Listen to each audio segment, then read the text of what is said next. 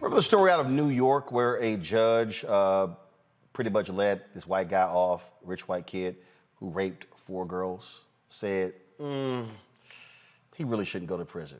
Now a Maryland judge has sentenced a police officer convicted of rape to 4 years in prison, but ruled he can stay on home detention while he appeals his cases. Former officer Anthony Westerman was sentenced on Friday.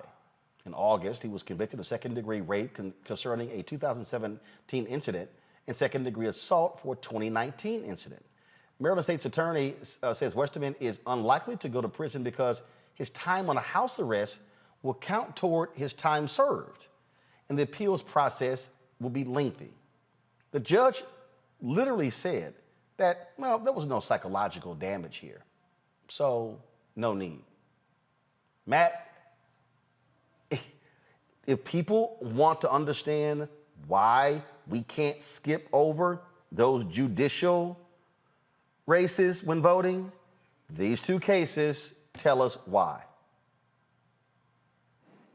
That this is a white cop who raped 2 people is the answer to why we're even discussing this. The thing that's really important to know is both of these cases were tried to the judge without a jury.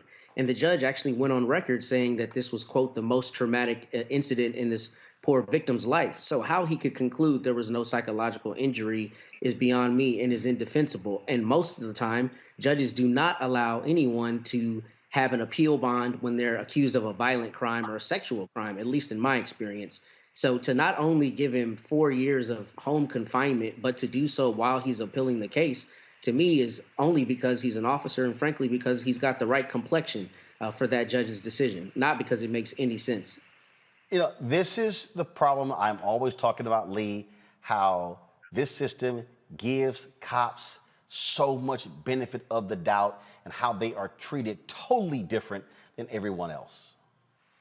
Yeah, man, it's a big challenge, and that's why, you know, you're talking about paying attention to all of the races and making sure that people are not getting in these offices that don't share our values and all of that. Man, look, this is the reason why we got to have the George Floyd Justice and Policing Act passed, right? Because it deals with certain aspects like that, aspects like, you know, making sure that cops who do wrong, bad cops, can actually pay the penalty beyond this superficial legal covering that they have or whatever. And we got to make sure, look, it's, you know, I was a local elected official. I was the CEO of DeKalb County. Our police department at its peak was like 1,000 police officers. And we had some tough challenges, good officers through there. But like in anything, there's some bad apples as well. And when they're bad apples, you got to get rid of them. But the challenge is legally, it makes it difficult to get rid of the bad apples and issues like this, whatever. You got this guy and you got a judge and a law enforcement officer that both should be out of a job. Well, one definitely is out of a job, but he's not going to really pay the full penalty for it, man. It does seem like, you know, as a black man, I look at all of these stories, man, and I'm like, yeah, we can't catch a break when we should catch a break, and then we pay an over penalty when we should be given a break or we should be rendered, you know, innocent in all this.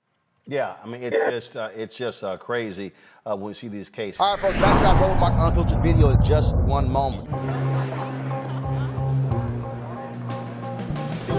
Are the stars out tonight?